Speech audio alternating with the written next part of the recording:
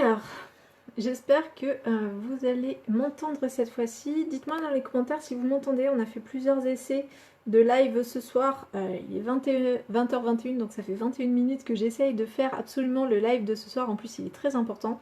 Donc n'hésitez pas à me dire dans les commentaires si vous m'entendez. Sinon, on ne sait pas trop ce qu'on fera, mais voilà. Dites-moi si vous m'entendez dans les commentaires, s'il vous plaît. Est-ce que vous m'entendez? Vous allez m'entendre cette fois-ci. Normalement, cette fois-ci, ça marche. Est-ce que ça marche? Est-ce que vous m'entendez? Dites-moi dans les commentaires si vous m'entendez. J'ai l'impression que ça marche cette fois-ci. Donc, n'hésitez pas à me dire que ça marche dans les commentaires. Comme ça, je sais qu'on peut... Oui! Et là, c'est la tête de la psychoactive qui est super contente. J'espère que ceux et celles qui ont essayé plein de fois de se connecter, vous êtes aussi contents que moi. Je suis vraiment... Ah ouais, franchement, c'est champagne là. On a réussi. Alors, pour tout te dire, Audrey, ce qu'il a fallu que je fasse, c'est éteindre mon téléphone et redémarrer mon téléphone. Je ne sais pas pourquoi. Ce soir, il avait décidé qu'il n'y avait pas de son dans ce que je disais. Ok, donc merci beaucoup de m'avoir rassurée, Audrey. Je suis très contente. On va pouvoir enfin commencer ce live. Et du coup, je vais pouvoir partager ma bonne humeur avec vous. Donc ce soir on va parler du déconfinement. Donc je vais laisser les autres arriver, mais on va commencer puisqu'on a déjà pris pas mal de retard sur cette soirée. Encore une fois, merci pour ceux qui se sont connectés et pour ceux qui se connectent encore et qui se rendent compte qu'il y a du son. Et ça fait plaisir. Donc ce soir on va avoir une spéciale déconfinement parce qu'effectivement depuis lundi, vous avez de nouveau le droit de sortir et de vaquer à vos occupations de la manière qui vous semble appropriée et en tout cas voilà en respectant les gestes barrières tout ça, mais voilà je vais revenir avec vous ce soir sur finalement qu'est-ce qui s'est passé pendant le confinement dans votre tête, qu'est-ce qui se passe au niveau psychique quand on est connecté, quand on est confiné, pardon je gère ma connexion en même temps, donc quand on est confiné, qu'est-ce qui se passe dans notre tête et qu'est-ce qui se passe quand on est de nouveau déconfiné, parce que cette semaine il y a eu énormément de personnes que j'ai eues au téléphone ou lors des consultations et qui m'ont dit que finalement ouais c'est un test sur la patience et la persévérance. Ceux qui sont là, les 4 qui sont là maintenant, c'est vraiment des warriors quoi. On lâche rien. Donc test de persévérance, tout à fait Audrey. Donc ce que je disais c'est que cette semaine j'ai eu pas mal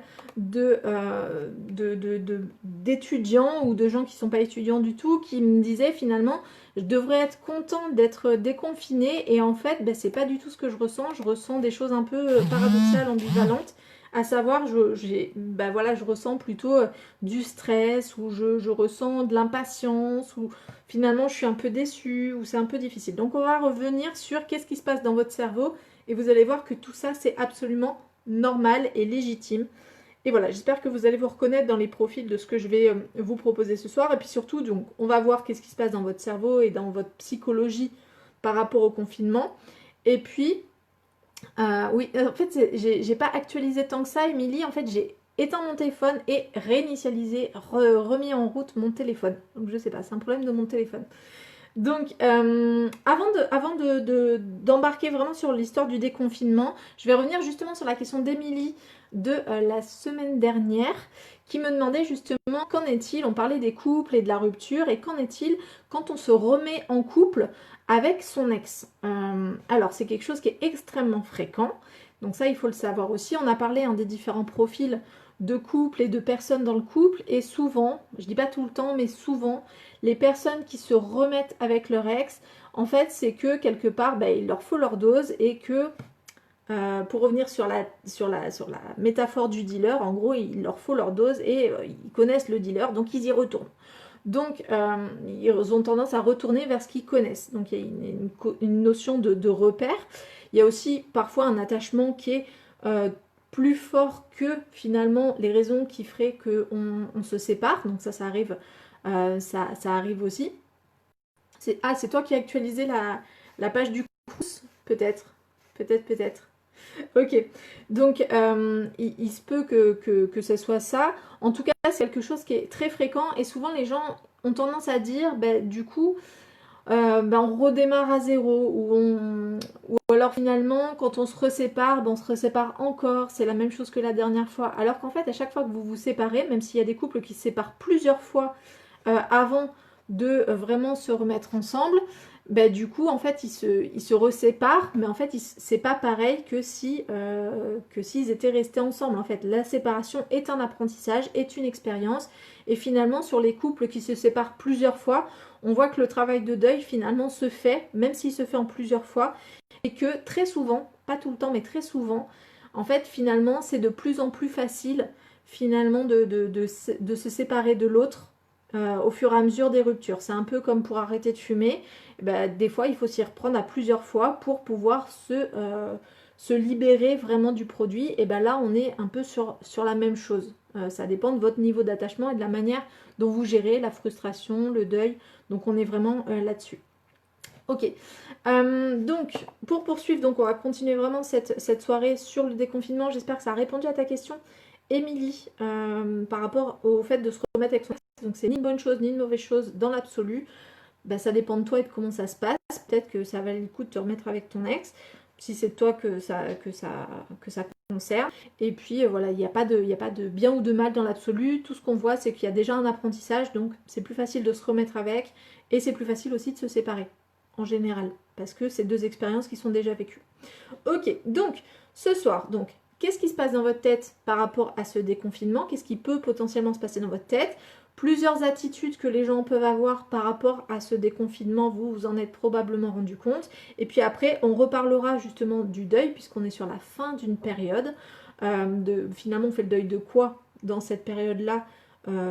Et finalement, enfin, vous allez voir que c'est plusieurs choses. Et puis, bien évidemment, on va axer beaucoup sur les solutions qu'on peut avoir, les astuces, les petites choses qu'on peut avoir pour vraiment vivre mieux cette période, être bien. Et pour ceux qui sont un peu stressés, tout ça, les aider finalement à retourner dans cette nouvelle forme d'organisation de vie et d'environnement. Donc voilà, c'est un peu l'idée de ce live ce soir. Donc j'espère que vous allez être aussi actifs que sur les autres lives. J'espère aussi que la technique ne va pas nous lâcher, c'est-à-dire qu'on aura le son, l'image, que ça va pas bugger. On croise les doigts vraiment pour cette soirée. En tout cas, voilà, je suis encore une fois très ravie de vous voir à chaque fois, donc lâchez rien. On continue avec le Crous à travailler sur le principe des lives les mercredis et les jeudis soirs.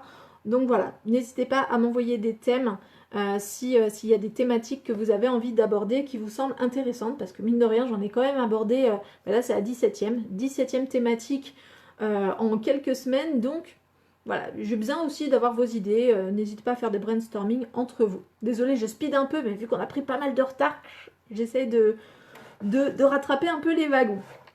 Ok, donc déjà, qu'est-ce qui se passe dans votre cerveau, dans votre corps, dans votre psychologie quand il y a cette histoire de confinement et de déconfinement? Et bien en fait, on va se retrouver avec la même chose que par exemple quand on est séparé des personnes depuis longtemps, c'est-à-dire que au niveau de notre mental, on peut avoir pris l'habitude finalement de fonctionner comme ça. Ça fait déjà plus de 2 mois qu'on est chez soi. Finalement, au début, c'était inconfortable, et puis voilà, les gens nous manquaient, on avait envie de faire des activités qu'on pouvait plus. Donc on a mis un certain temps à s'habituer les uns les autres. Et finalement, on s'est habitué. Et puis ça a duré. Et du coup, ce à quoi on s'est habitué est devenu l'habitude. C'est-à-dire qu'on a pris l'habitude de se lever peut-être un peu plus tard, de pas forcément de suite être opérationnel, mais d'organiser le travail un peu différemment, voire de pas travailler, de rester dans son lit. On a pris l'habitude aussi de pas beaucoup bouger dans son appartement. On a pris l'habitude d'être un peu en mode minimaliste en termes de vie. C'est-à-dire que on a pris l'habitude de moins consommer, de moins faire de shopping forcément, parce que de toute façon on ne pouvait pas sortir. Donc on a pris un certain nombre d'habitudes qui sont du coup devenues notre nouveau mode de vie. Même si on ne l'a pas gardé très longtemps, on l'a gardé suffisamment longtemps pour que finalement on trouve des repères. Et surtout que c'était des repères dans un environnement qu'on connaissait déjà. C'est juste que cet environnement a pris beaucoup plus de place. Donc on se retrouve avec des personnes qui finalement ont repris un peu leur marque, se sont réhabitués à des choses, et là on leur dit bon ça y est, c'est fini, vous allez pouvoir sortir. Ah oui, ça serait dur là de se relever tôt. Et oui, tout à fait, Émilie. Donc là, on est de nouveau dans une phase de changement qui est exactement, quasiment la même que celle du début du confinement. Donc on peut avoir exactement les mêmes mécanismes psychiques qui se mettent en jeu, à savoir la perte de repères, les incertitudes, une montée du stress. Alors rappelez-vous, montée du stress égale des fois perte de cheveux et choses comme ça. Voilà, on peut avoir vraiment tous les mécanismes qu'on a quand finalement on est dans une période compliquée où il y a beaucoup de changements, surtout que là on est sur des changements incertains, c'est-à-dire que c'est pas comme si on nous disait bon ben voilà, ça y est c'est fini, on revient exactement comme avant. Parce que si on nous disait ça, notre cerveau réactualiserait la version d'avant. Vous voyez, ça serait beaucoup plus facile. Alors que là, on se retrouve dans une situation où c'est fini, cette période-là, mais peut-être que ça peut revenir. Et puis, notre quotidien ne ressemble pas tout à fait au quotidien d'avant, donc c'est encore un nouveau quotidien, avec des gestes barrières beaucoup plus poussés, avec de l'incertitude par rapport, notamment, je pense à vous, par rapport aux dates d'examen, les modalités d'examen, les modalités par rapport au stage. Je sais qu'il y en a pas mal d'entre vous qui étaient censés aller en stage, et du coup, ça chamboule tout, mais qu'est-ce qui va se passer si j'ai pas mon stage? Donc, en fait, mine de rien, la capacité qu'on avait à pouvoir finalement s'adapter, notre zone un peu tampon à l'intérieur de nous, où on était un peu flexible, et bien celle-là, elle a déjà été rognée un petit peu par le confinement. Et là, on nous demande encore une fois de changer, alors qu'en fait, concrètement, on est déjà au bout de ce qu'on était capable de donner en termes de flexibilité parfois. Gabriel, je vois que tu viens d'arriver, ne t'inquiète pas, on a eu un problème technique. On vient de commencer, enfin on a commencé il y a une dizaine de minutes. Donc t'as pas loupé grand chose. On était en train de parler des changements et du fait que le confinement et le déconfinement, c'était la même chose pour l'organisme. C'est-à-dire que c'est une période de changement avec des adaptations, du stress, et que c'est totalement logique et naturel. Ok, donc je te fais le petit débrief pour que tu puisses raccrocher les wagons. Donc en gros, ce qu'on observe, c'est perte de repères, donc les gens qui ne savent plus, ils savent pas vraiment ce qu'ils peuvent faire, pas faire, où est-ce qu'ils peuvent aller. Tu m'es mort de rire quand même, c'est pas cool Gabriel quand même, un peu de bienveillance. Non franchement c'était galère tout à l'heure, je le concède. Merci à ceux qui sont restés en tout cas. Donc la perte de repères, on ne sait pas trop ce qu'on peut faire, pas faire, qui on peut voir, pas voir, les gestes barrières, ok, mais du coup il y a des cas où c'est peut-être un peu plus compliqué ou peut-être un peu moins compréhensible. Donc ça c'est compliqué, il y a de l'incertitude. Et puis il y a aussi au niveau psychique la notion du dedans-dehors. C'est-à-dire que pendant un temps on est resté cloîtré chez soi, en hyper sécurité, mais en même temps le fait de rester cloîtré comme ça nous a donné un sentiment de sécurité à l'intérieur. Et donc à l'extérieur c'était l'insécurité, le danger était à l'extérieur. Et du coup là on nous dit qu'on peut de nouveau aller à l'extérieur. Et là le cerveau il dit ah mais non, on a dit que c'était dangereux en fait, donc en fait on va pas y aller. Vous voyez, il peut y avoir ce genre de mécanisme qui fait qu'il peut y avoir une sorte d'appréhension, une sorte de tension interne, même si intellectuellement, mentalement on est capable de se dire ben non, si je fais les gestes barrières, tout ça, normalement ça va. N'empêche que pendant 2 mois, on a entendu et on a compris que l'extérieur était très dangereux. Donc, on peut avoir cette appréhension, cette tension interne à aller dehors, notamment pour les personnes qui sont obligées d'aller dehors. Il peut y avoir des fois un conflit interne en mode ouais, moi je veux bien aller travailler, je veux bien faire ce qu'il y a à faire, mais à l'intérieur de moi, c'est pas ok en fait. Donc, si vous êtes stressé par le déconfinement, c'est normal. C'est totalement normal. Ça fait partie des réactions qu'on peut naturellement avoir.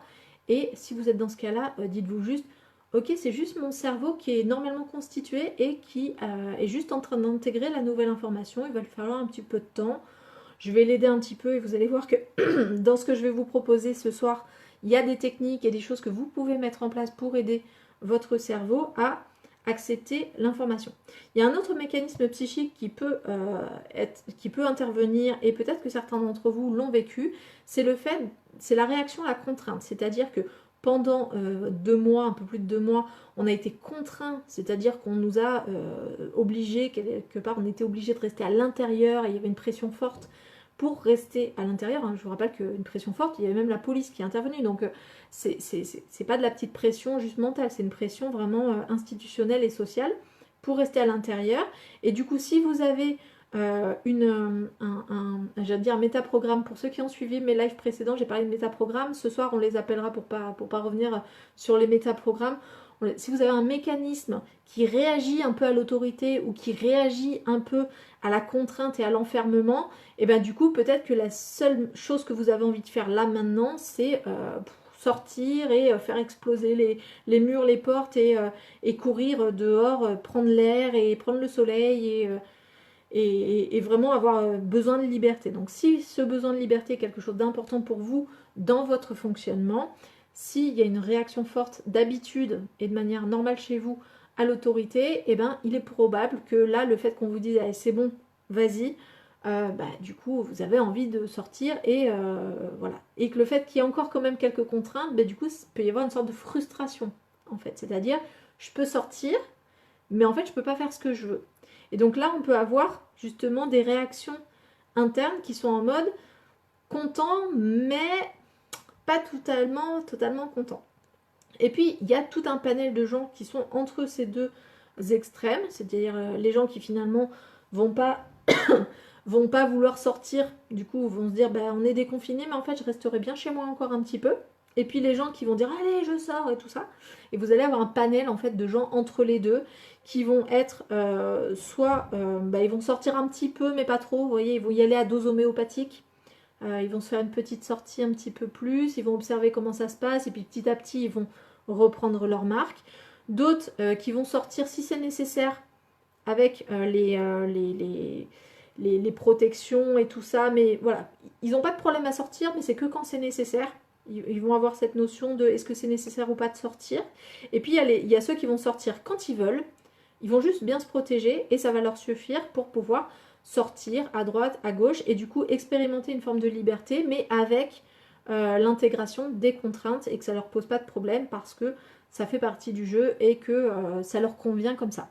Donc vous voyez que finalement il y a vraiment tout un panel de comportements qu'on peut mettre en place et qui peuvent se mettre en place malgré nous, quelque part, parce qu'on ne choisit pas d'être super à l'aise ou d'être super stressé et de vouloir rester chez soi. Voilà, c'est quelque chose qui est en lien avec votre fonctionnement, avec comment vous avez vécu le confinement aussi. Donc voilà, faut vraiment s'écouter par rapport à ça. Il n'y a pas deux personnes qui vont réagir exactement pareil. Mais en tout cas, on peut voir vraiment ces profils. Et dans les profils extrêmes de tous ces profils, il y a effectivement les gens qui vont rester confinés. C'est-à-dire les gens qui vont avoir vraiment développé une angoisse de l'extérieur et pour lesquels ça va être très très dur de retourner à l'extérieur, de recréer du lien social, de retourner au travail et qui vraiment vont avoir vécu ça de manière presque traumatique et qui sont chez eux et qui n'arrivent pas à sortir. Et j'en ai eu quelques-uns cette semaine au téléphone, donc on a accompagné ça, on a vraiment essayé de baisser un peu l'angoisse, de remettre, d'aider le cerveau à réintégrer l'information de manière juste. Mais voilà, il faut savoir que ça peut exister. Donc si vous avez des amis qui, vous voyez que finalement il y a le déconfinement, mais ça bloque un peu pour sortir, voilà, prenez le temps vraiment de vérifier si c'est que vraiment ils sont traumatisés, ils sont chez eux, ou si c'est juste qu'ils ont besoin d'y aller progressivement et que ça pose pas de problème. La plupart du temps, ça sera juste du progressif, mais ça vaut le coup quand même de garder un œil sur est-ce qu'il y en a un qu'on n'aurait pas vu depuis un petit bout de temps et qui n'est vraiment pas sorti depuis le confinement, quoi. Donc ça, il faut le voir. Et puis à l'autre extrême, il y a les gens qui auront tellement été dans la réaction à la contrainte que là, ils envoient tout péter. Et là, en gros, ils vont rejeter toutes les contraintes là. C'est-à-dire on leur a ouvert la porte, ils ont fait exploser la barrière en passant, quoi. Vous voyez, c'est-à-dire qu'ils vont sortir, prendre des risques, faire des choses qui sont vraiment contraires aux gestes barrières et choses comme ça, mais presque de manière délibérée, enfin, pas de manière consciente forcément, mais en tout cas, ils vont être dans une attitude de prise de risque pour eux, pour les autres. Et ça, c'est important aussi de le voir parce que c'est une réaction, c'est pas des gens qui s'en foutent et c'est pas des gens qui sont impolis, insolents ou tout. Ça peut être vraiment une réaction physiologique et psychologique à la trop forte contrainte. Ça dépend vraiment de comment ils ont vécu ça et de comment ils fonctionnent. Donc ça vaut le coup d'être un peu à l'écoute de vos amis, à l'écoute de votre famille, voir un peu comment tout le monde se sent, comment tout le monde gère ce déconfinement, parce que autant on a pris beaucoup soin des uns des autres pour le confinement, est-ce que ça va, est-ce que c'est pas trop dur pour toi, tout ça, prenez aussi soin des gens pour le déconfinement. C'est pas une phase qui va forcément être très facile. Donc, on y va en douceur, on prend soin les uns des autres, on y va tranquille et ça devrait bien se passer. Donc, je vais voir, j'ai vu qu'il y avait des gens qui avaient commenté. Alors, tac, tac, tac, tac. Donc, j'ai l'impression que je suis plus naturelle dehors. Ok, ça marche. Je suis d'un naturel sociable et je me croyais extravertie, mais j'ai bien vécu le confinement et je veux encore rester chez moi dans le petit jardin potager improvisé sur mon balcon. Bah ouais, ça a l'air sympa comme programme tout ça. Encore une fois, hein, c'est vraiment une histoire de... On s'habitue en fait. Et les gens les plus flexibles, les gens qui ont la plus grande capacité à s'adapter, finalement, ils auront bien vécu le confinement et ils vivront plutôt bien le déconfinement. C'est vraiment une histoire de flexibilité mentale et d'avoir une grande capacité à pouvoir gérer les changements dans l'environnement, les changements de rythme, les règles. Voilà, les gens qui ont la plus grande capacité à s'adapter, bah en fait c'est un peu sur eux qu'on va compter aussi pour aider les autres. Hein. Vraiment là je fais un appel, ceux qui vraiment ont vécu le confinement bien et le déconfinement bien, essayez vraiment d'aller voir les autres.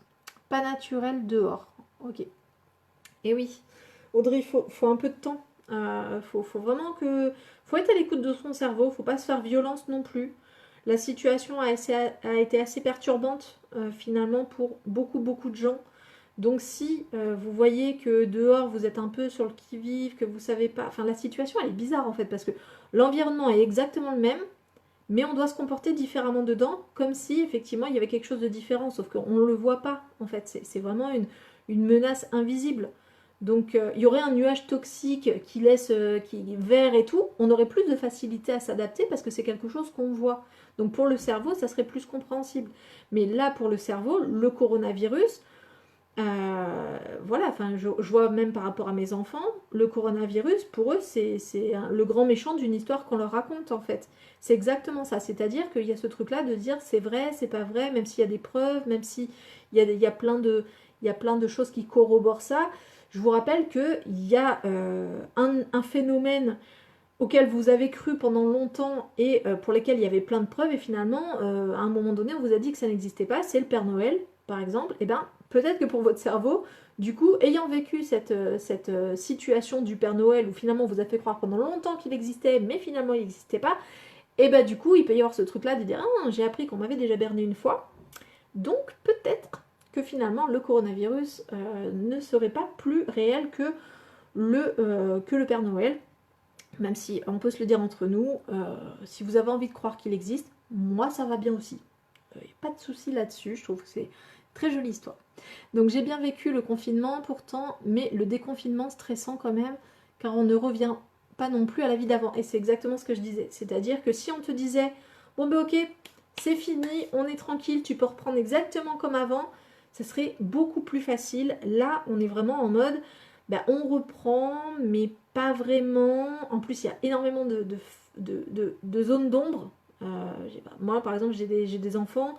Du jour au lendemain, on ne sait pas exactement s'ils vont y aller, s'ils vont pas y aller, les modalités, on ne sait rien. Et même si vous n'avez pas d'enfants, j'imagine que vous vivez ça par rapport à vos études, par rapport aux modalités d'examen, par rapport même à comment se déplacer dans l'environnement. Parce qu'on appelle ça un déconfinement. J'aurais tendance à dire c'est un déconfinement partiel, quoi. C'est-à-dire qu'il y a encore, c'est pas un retour à la normale, il y a encore énormément de choses qui ne sont pas pareilles, clairement. Il suffit d'aller faire ses courses dans un magasin pour voir qu'il y a des choses qui sont encore comme pendant le confinement. À la rigueur, ça, on a eu le temps de s'habituer, donc c'est peut-être le moins perturbant. Mais la reprise d'activités pour lesquelles on n'a pas vécu des gestes barrières avant et maintenant, oui, ça peut être beaucoup plus perturbant. Retrouver ses amis, ça peut être perturbant. Retrouver son chéri après 2 mois de confinement séparés, et je sais que parmi vous, parmi les étudiants, il y a eu des cas comme ça, puisque vous m'en avez parlé. Voilà, c'est compliqué. Enfin, je veux dire, on ne peut pas s'attendre à, d'un claquement de doigts, retrouver le désir, la libido, le rapport avec l'autre, la confiance. Non, c'est compliqué. Et en plus, vu qu'il y a encore l'histoire du coronavirus, l'autre, potentiellement, est porteur du danger. Donc, même si c'est votre chéri que vous l'aimez très fort, ça peut être compliqué. Même si ce sont vos amis et que vous les adorez, mine de rien, ils peuvent vous apporter quelque chose qui peut vous tuer. En tout cas, votre cerveau est dans cette pensée-là, puisque ça fait 2 mois, ça fait 3 mois, ou même un peu plus qu'on lui dit ça. Donc à un moment donné, votre cerveau, il a appris ça. Donc c'est important, c'est vraiment des phénomènes d'adaptation. Alors, ok, Gabriel. Aujourd'hui, au magasin, il y avait tout pour qu'on puisse faire nos achats en toute sécurité, mise à disposition de gel, de masques, de gants, marquage au sol, règles épinglées partout. Mais il y a encore des gens qui ne respectent rien et c'est à cause de ce genre de personnes que des innocents chopent le Covid. Oui, alors c'est en partie peut-être à cause de ces personnes, mais je pense que de toute façon, le Covid, c'est un virus, donc je pense que dans tous les cas, si on doit le choper, on le chopera. Donc c'est... Même s'il y a des gens qui font très attention, je pense que le risque zéro n'existe pas et qu'en fait, il faut accepter en fait qu'on ne peut pas maîtriser totalement le phénomène. Il y a vraiment un côté acceptation qui est très très important et la flexibilité mentale aide à ça, vraiment à se rendre compte que bah ouais, on fait ce qu'on peut. En fait, on fait ce qu'on peut, on fait notre part et on ne peut pas faire plus. Là où j'ai fait mes courses ce matin, il n'y avait pas de gel, rien. Et oui, ça dépend des magasins. Il y a des magasins qui mettent en place des choses et qui peuvent le mettre en place et qui ont les fonds suffisants. Et puis il y a des magasins qui ne peuvent pas le faire ou qui ne veulent pas le faire, ça je ne sais pas. Mais en tout cas, je crois qu'ils ne sont pas obligés, il me semble. Mais les magasins qui le font, c'est une très bonne idée parce que bah, ça arrive d'oublier, ça arrive d'avoir oublié le truc dans la voiture, ça arrive d'avoir un doute, voilà. Donc c'est quand même assez confortable. Donc c'est bien qu'il y ait des magasins et tout ça qui prennent l'initiative de le faire, mais il y a des fois où peut-être qu'ils ne peuvent pas. Je trouve que ça doit être stressant pour les enfants, ils ne vont pas grandir avec les mêmes réflexes que nous dans la société. Oui, alors Émilie, tu as raison, pour le coup. C'est-à-dire que ce matin, mon fils est sorti avec une épée au cas où le coronavirus apparaîtrait. Donc tu vois que ça change quand même le truc. Et puis, ils vont apprendre des rapports sociaux à distance. Ils vont apprendre à faire attention aux autres, à avoir peur de l'autre, pas en tant qu'hôte, mais en tant que porteur potentiel de quelque chose. Mais en même temps, concrètement, on a aussi vécu, nous, alors je parle de nous comme si on était de la même génération, mais on va faire comme si j'étais jeune, d'accord, faisons comme si. En tout cas, nous aussi, on a vécu des choses qui étaient déjà différentes de nos parents. Par exemple, l'apparition le fait qu'à un moment donné, il y a eu énormément de sida, bah, ça a changé aussi des choses dans le rapport, notamment dans le rapport intime. Donc, forcément, d'une génération à une autre, bah, les rapports changent et les rapports sont forcément modulés par ce qui se vit dans la société. Peut-être que le fait d'avoir vécu à un moment donné de l'histoire de l'humanité la peste, bah, peut-être qu'eux aussi avaient des rapports différents de ceux que nous, on avait avant le coronavirus. Donc, c'est difficile de savoir à quel point ça va impacter sur le rapport des enfants avec le monde ou avec les choses. Ça va forcément l'impacter, puisque l'environnement change et les codes changent. Est-ce que ce sera mieux, moins bien? J'en sais rien. Pour le coup, c'est toujours compliqué je vous l'ai déjà dit plusieurs fois, mais c'est toujours compliqué de comparer des situations qui ne sont pas dans les mêmes temporalités. Déjà parce qu'on le regarde avec nos yeux à nous, et peut-être que les gens de cette temporalité-là auraient quelque chose à dire de différent. Peut-être que ceux qui ont vécu la peste, par exemple, en regardant notre société, se diraient mais c'est quoi ces gens qui ne se protègent pas, qui se font la bise tout le temps, oui, il pourrait avoir aussi un regard sur notre société et on pourrait très bien se dire peut-être qu'on est allé trop loin dans la proximité, trop loin dans les échanges, j'en sais rien. Vous voyez? Donc c'est toujours compliqué de comparer des choses, mais effectivement, ça peut être, oui, enfin c'est stressant pour les enfants si les adultes sont stressés. Ça c'est quelque chose de très vrai, mais on le voit par rapport à toutes les situations de crise concrètement, et des fois même l'arrivée d'un enfant dans un couple peut être une crise, le changement d'école peut être un moment de crise aussi. Si les parents sont sereins, les enfants seront plus sereins. C'est le fait que des adultes soient stressés qui va stresser encore plus l'enfant. Ça ne veut pas dire que l'enfant n'est pas capable de stresser sans ça, parce qu'il y a quand même un changement qu'il est capable de percevoir, mais si en situation de changement, quand il regarde l'adulte est serein, ben, du coup il apprend que dans cette situation-là, on peut être serein. C'est la panique collective ou la panique de personnes de référence qui va induire le fait que c'est normal en fait de réagir comme ça dans cette situation. C'est comme ça qu'on apprend à avoir peur de certaines choses, par exemple des peurs, j'allais dire irrationnelles. Alors je dis pas avoir peur des animaux sauvages ou des choses comme ça parce que on pourrait se dire c'est légitime, mais par exemple la peur de manquer d'argent ou la peur de manquer de nourriture ou les choses comme ça qui sont des peurs qui n'ont pas de sens dans notre société, on va dire, ou qui ont moins de sens dans notre société parce qu'on ne manque pas ni de l'un ni de l'autre, et en tout cas, c'est moins pragmatique et moins vital directement que d'autres peurs, je sais pas, la peur du lion ou la peur d'un serpent ou des choses comme ça. Mais en tout cas, on apprend à avoir peur de certaines choses en présence de personnes qui montrent que c'est normal d'avoir peur de certaines choses. C'est pour ça qu'on a des peurs sociales. C'est pour ça que il y a des objets de peur dans certaines sociétés et pas dans d'autres. Par exemple, mon mari sénégalais, le fait de voir de quoi il avait peur l'autre jour. Mes enfants sont revenus dans l'appartement avec des escargots. Mon mari était en mode dégoûté et peur des escargots, mais en même temps c'est normal parce qu'au Sénégal il y a des escargots, mais beaucoup moins que dans notre société. Donc c'est normal qu'il n'ait pas le même rapport que nous, alors que nous on joue avec les escargots, enfin, voilà, on a grandi avec, donc il y a un rapport qui est différent. Donc oui, c'est stressant pour les enfants, mais ça dépend des adultes qui sont avec. C'est pour ça que les adultes, les enseignants, doivent faire très attention à leurs réactions et à être très au clair et à être... Ils ne doivent pas être rassurants, ils doivent être rassurés, en fait. S'ils sont rassurés, eux, du coup, l'enfant sera rassuré. S'il est rassurant mais qu'il n'est pas rassuré, ça ne passera pas. Parce que l'enfant, il regarde plus l'attitude et le ressenti de l'adulte que d'entendre vraiment ce que l'adulte dit sur la manière de faire et de penser. Par exemple, un enfant... Enfin bref, je vous laisse avec les enfants, parce que forcément j'ai des enfants, donc j'en parle beaucoup. Mais vous voyez le principe.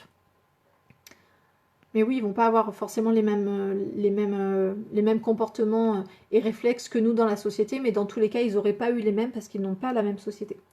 C'est vrai qu'il n'y en a pas partout, mais je pense que toucher le moins possible les articles et respecter une distance d'1 mètre minimum, ça peut aider à sauver des vies. Ouais. En tout cas, c'est le principe. C'est le principe et c'est la recommandation. Est-ce que c'est validé? Est-ce que c'est véridique? Ça, je suis toujours... Voilà, je me place pas là-dessus. En tout cas, c'est la recommandation, c'est ce qui est demandé à la population. Voilà, si on joue le jeu, normalement, il devrait arriver les conséquences qui ont été prescrites. Mais en fait, c'est un peu compliqué d'être affirmatif dans l'absolu dans ce cas-là. Alors, mais oui, c'est horrible d'avoir peur des autres. Et oui, mais c'est normal en fait. C'est normal, c'est tout à fait normal d'avoir peur des autres. Encore une fois, nous sommes des êtres sociaux, mais on est des êtres fragiles. Je reviens sur ce que je disais, je ne sais plus dans quel live. Voilà, mais nous sommes des êtres fragiles et nous sommes des êtres sociaux. C'est-à-dire que pour être fort, on a besoin des autres, mais les autres peuvent aussi nous tuer. Donc c'est normal d'avoir peur des autres. Ça ne veut pas dire qu'on n'a pas besoin, ça ne veut pas dire qu'on n'a pas envie, mais d'avoir peur, c'est normal. Surtout dans ce contexte-là où la menace est invisible. Dire si ceux qui sont porteurs du coronavirus portaient, je sais pas, avaient une certaine coupe de cheveux ou portaient une pastille collée sur le bout du nez, bah, du coup on arriverait à être beaucoup plus détendu avec les gens qui n'ont pas de pastille. Et vous voyez, le fait est que c'est invisible. C'est quelque chose qui est invisible et qui peut être invisible tout le temps et qui peut être invisible longtemps en fait. La personne peut être contagieuse tout en ne montrant aucun symptôme. Donc c'est ça qui est compliqué en fait. C'est vraiment ça qui est compliqué. Et en fait on est exactement dans le même mécanisme de peur que quand il y a eu le sida ou quand il y a eu, voilà, tant qu'il n'y avait pas de médicaments et tout ça, où on se dit, bah de toute façon, si je l'ai, c'est cuit quoi. Et ben il y a un peu cette notion là. Une pensée à tous les xénophobes qui doivent voir leur phobie renforcée avec l'apparition du virus. Oui, peut-être. Je ne sais pas. Je ne sais pas. Bonsoir, c'était ça. Je parle des phobiques vraiment haineux qui ont peur de l'autre. Ouais. Oui, bah ça laisse la place à pas mal de panique. Après, concrètement, je ne sais pas si c'est... Enfin, j'ai pas vraiment écouté les débats actuellement sur le sujet, mais je pense pas pour le coup que ça soit... que ça a été rattaché à une population ou une autre. Je pense qu'il y a eu quand même ce côté où tout le monde peut être porteur. Donc, j'ai pas l'impression que ça ait exacerbé les haines typées. Vous voyez? Donc bon, après je peux me tromper, j'ai pas vraiment suivi le truc. C'est étrange de revoir mes amis les plus proches dont j'ai été témoin de mariage, etc. et de leur parler à 1 mètre de distance. Eh ouais, carrément. Mais je suppose que tout est une question d'habitude. Mais ce qui me peine le plus, c'est que si je rentre chez ma famille, je devrais rester confinée 15 jours avant de les voir et 15 jours à mon retour en France. Eh oui. Eh oui, eh oui. Bonsoir Manon. Peuvent mourir de peur à vue de la stupidité qui tue pas. Ouais. Alors ça parle de xénophobie.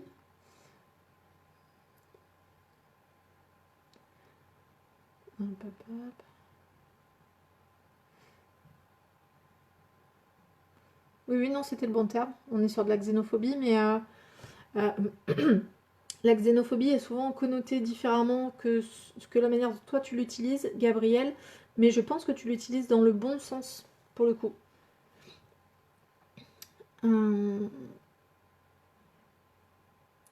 Ah oui, ouais, bah, en fait ça dépend comment tu l'utilises en fait. Parce que finalement, la xénophobie est très souvent la peur de l'autre en fait, de celui qui est différent. Donc voilà, c'est pour ça que je te dis c'est connoté, parce que très souvent, c'est les personnes qui font preuve de racisme qu'on traite de xénophobes, ou à qui on attribue le terme de xénophobe.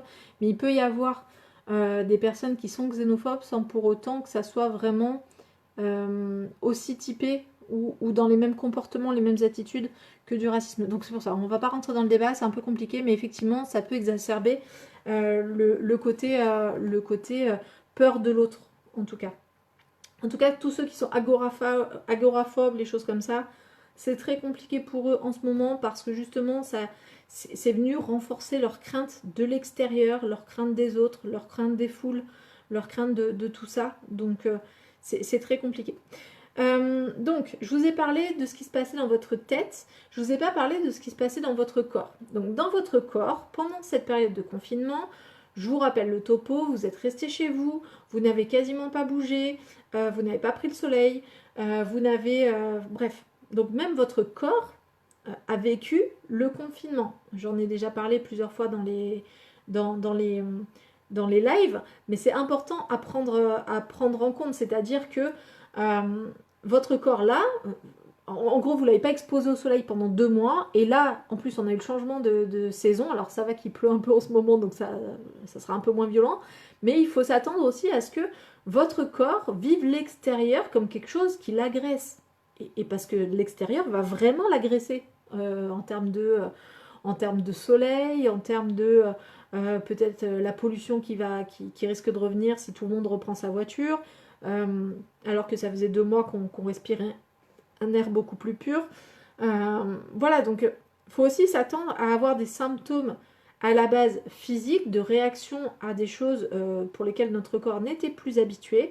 Il est possible que vous commenciez à avoir mal dans les muscles, parce que concrètement, sauf si vous avez fait du sport chez vous pendant votre confinement, chose que je vous avais encouragé à faire pour plein de raisons, mais en tout cas, en 2 mois d'immobilisme et d'immobilité, concrètement, vous avez perdu en muscle, voilà, donc votre corps a changé. Probablement qu'il y en a beaucoup d'entre vous qui ont pris un petit peu de poids, dont l'alimentation s'est changée. Donc, il faut aussi prendre en compte ce côté corporel pour comprendre ce qui se passe pour les gens quand ils sortent. Et tout n'est pas psychologique, en fait. Par contre, le fait de ne pas être bien dehors, de manière physiologique, peut renforcer et venir encore plus étayer le côté psychologique. Donc quand vous avez les deux, c'est compliqué. C'est-à-dire, par exemple, si vous avez la pensée que dehors c'est dangereux, vous sortez, hop, vous prenez un coup de soleil, ça vient renforcer le côté dehors c'est dangereux, effectivement, puisque je me suis pris un coup de soleil et que maintenant je souffre. Et du coup, ça peut venir augmenter aussi la volonté de rester chez soi. La peur de l'autre et pas la haine de l'autre. Oui, tout à fait. Oh oui, j'ai pris du poids et je me suis fait davantage plaisir sur la malbouffe. Ah ah ah.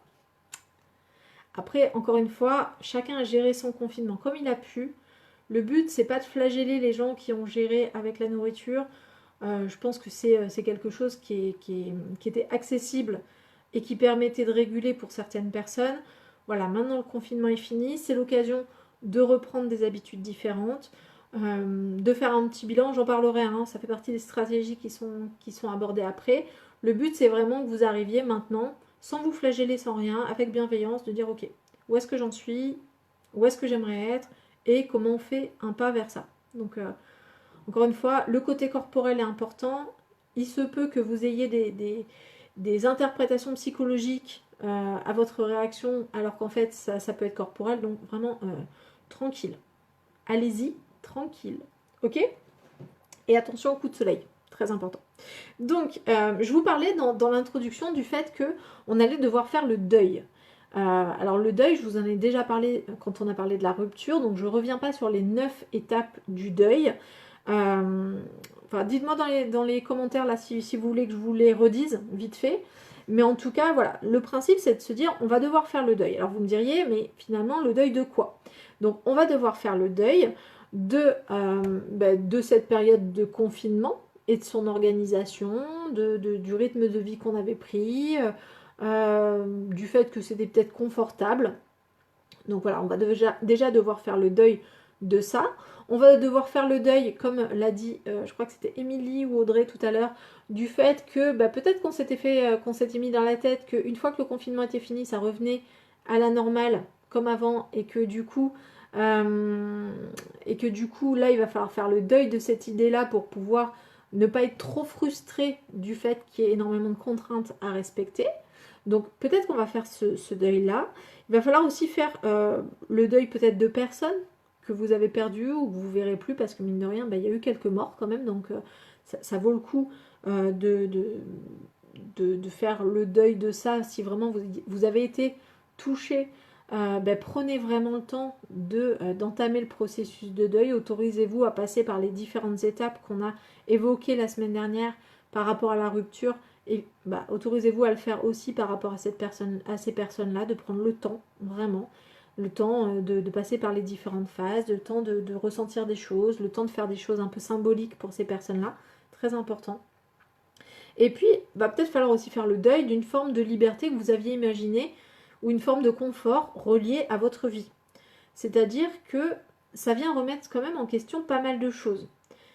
Ça vient remettre en question notre mode de vie, ça vient remettre en question ce qui est important, ce qui ne l'est pas, ce qu'on pensait ne jamais pouvoir faire et finalement on l'a fait. Quelqu'un qui aurait dit mais moi c'est impossible que je passe plus de 2 jours chez moi. Ok, vous avez passé plus de 2 mois. Donc il y a aussi le deuil de ce qu'on s'était imaginé sur soi, sur sa capacité, sur voilà, mine de rien, ça peut être important aussi de dire ça aussi, qu'on peut faire le deuil de ça. Donc, il y a une forme de deuil à faire. Il y a peut-être le deuil d'autre chose. N'hésitez pas à associer cette notion de deuil à d'autres choses s'il y a d'autres choses qui sont compliquées pour vous. Mais en tout cas, le deuil de la perfection, pour ceux qui ont pris un peu de poids et qui pensaient qu'ils arriveraient à avoir un planning de ouf pendant le confinement. Mais en tout cas, voilà. Dites-vous que ça fait partie du processus qui est un peu normal et naturel parce qu'on est dans une période de changement. Moi, j'ai tendance à dire que du deuil, en fait, on en fait quasiment tout le temps. En fait, le processus même de deuil, on fait pas forcément des gros deuils, mais des processus de deuil, on en fait tout le temps. On en fait chaque soir quand on va se coucher. Quelque part, notre cerveau ou notre psychisme fait le deuil de la journée qui est finie. En fait, quand vous passez votre anniversaire, quelque part, votre cerveau fait le deuil de la période d'avant. Quand vous passez 18 ans, hop, deuil de l'enfance. Vous terminez une mission, hop, deuil de cette mission. Vous finissez votre mémoire, vous finissez d'écrire votre mémoire, il y a un processus de deuil qui s'enclenche aussi. Peut-être que certains sont là-dedans. Ou peut y avoir le fait d'être soulagé et tout, mais il peut y avoir une forme de tristesse aussi.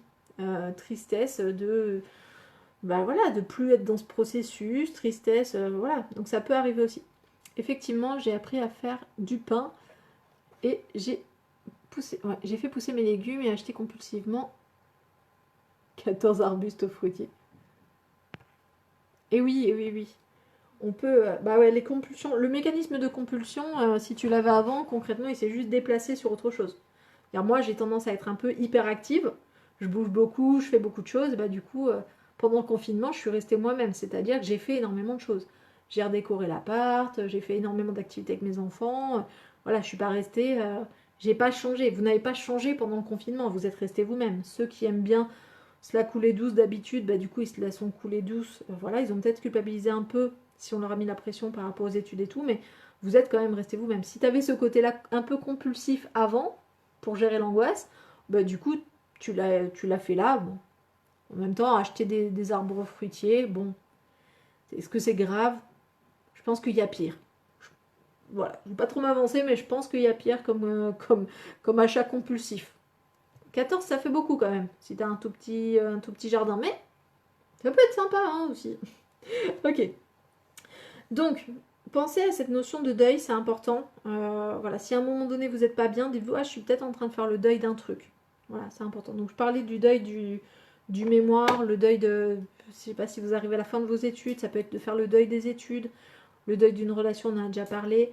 Voilà, donc ça, tous ces mécanismes-là, finalement, là, avec ce déconfinement, on en a plusieurs à faire en même temps. Donc voilà, il se peut que vous passiez par des phases où vous avez un peu peur, vous êtes un petit peu en colère, ou vous êtes... Voilà, vous passez par les différentes phases, mais surtout la tristesse que vous repérerez peut-être plus. Mais voilà. À chaque fois, un processus de deuil, il a un début, il a une fin. Donc c'est normal, il n'y a pas de souci. Ok. Donc je vais vous proposer maintenant quelques solutions. J'en ai déjà parlé plus ou moins, je les ai évoquées.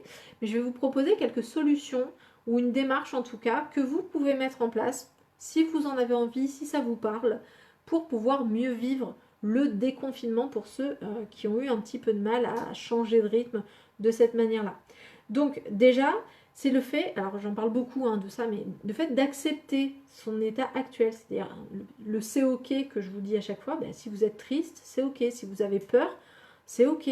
Enfin, je veux dire, faut aussi être tranquille, quoi. Le deuil de la coupe de cheveux développé ces derniers mois de confinement. Et oui, oui. La fameuse coupe de cheveux qui vient avec le deuil et qui est très symbolique et qui marche super bien. Super, super bien. Le coup de la coupe de cheveux, encore une fois, très très bonne façon de pouvoir symboliser le deuil. Donc, accepter son état actuel. Peu importe l'état dans lequel vous êtes, stress, anxiété, joie intense, voilà. Dites-vous, ok, je suis comme ça, je suis comme ça. Voilà, on va pas recommencer à regretter, culpabiliser, voilà. Sauf si vous êtes super joyeux d'être comme ça, dans ce cas-là, faites-vous plaisir. Mais toutes les autres émotions de jugement, genre honte, peur, honte, culpabilité, tout ça, voilà, dégoût de soi-même, non. Laissez ça de côté, acceptez juste votre manière de réagir pour aujourd'hui. Et puis après, dans un deuxième temps, je vous propose de faire le bilan. Le bilan positif et négatif de cette phase de confinement. Ça rejoint l'étape d'acceptation de la rupture, des étapes du deuil, l'étape d'acceptation où je vous disais qu'est-ce que cette relation vous a apporté. Et bien là, ça va être ça. Dans la phase de bilan, je vais vous proposer d'abord de faire l'état des lieux dans votre bilan de tout ce que vous avez perdu. Alors on pourrait dire, il n'y a pas vraiment de perte. Si, vous avez peut-être perdu du temps, peut-être perdu des personnes, mais bon, peut-être c'est peut-être un peu moins fréquent, mais peut-être que vous avez perdu du temps, peut-être que vous avez perdu de la motivation, peut-être que vous avez perdu confiance en vous, peut-être que vous avez perdu certains amis parce que du coup vous vous êtes embrouillé pendant le confinement.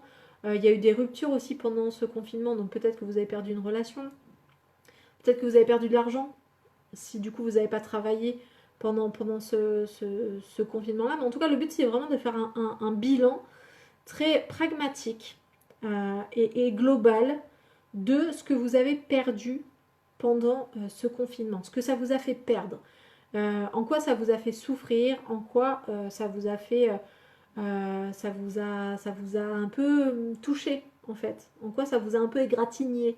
Voilà. C'est important de le faire parce qu'on ne peut pas être tout le temps dans le positif. N'être que dans le positif, ça n'aide pas à faire le deuil. Pour faire le deuil, pour passer à autre chose, il faut faire un vrai bilan. Parce que si vous ne faites pas le bilan de ce qui s'est mal passé ou de ce que vous avez perdu, quelque part ça va revenir vous chercher plus tard. Donc faites un bilan très pragmatique. Ok, combien d'argent j'ai perdu, combien d'heures j'ai perdu, combien de kilos j'ai pris, parce que c'est de la perte de légèreté, on va dire. Votre estime de vous, voilà, faites vraiment le bilan. Qu'est-ce que ça vous a coûté finalement? À plein de niveaux, qu'est-ce que ça vous a coûté ce confinement? Et puis, après, vous allez évidemment faire, mais qu'est-ce que ça vous a appris? Ou qu'est-ce que vous avez gagné avec cette période de confinement? Vous voyez, vraiment faire finalement le bilan de ce qui est en plus, de ce qui est en moins. Et puis après, vous ferez le bilan aussi de ce qui est resté. Et comme je vous dis, finalement, je me suis rendu compte que j'étais la même en fait. Pendant le confinement, avant le confinement, après le confinement, je serai toujours quelqu'un d'hyperactif. J'adore. Je bouge, j'adore bouger. Je suis plutôt proactive que hyperactive. Mais Voilà, c'est moi et ça m'a permis de me rendre compte que même dans cette période-là, je restais moi-même, ce qui est plutôt quelque chose de positif pour moi, par exemple.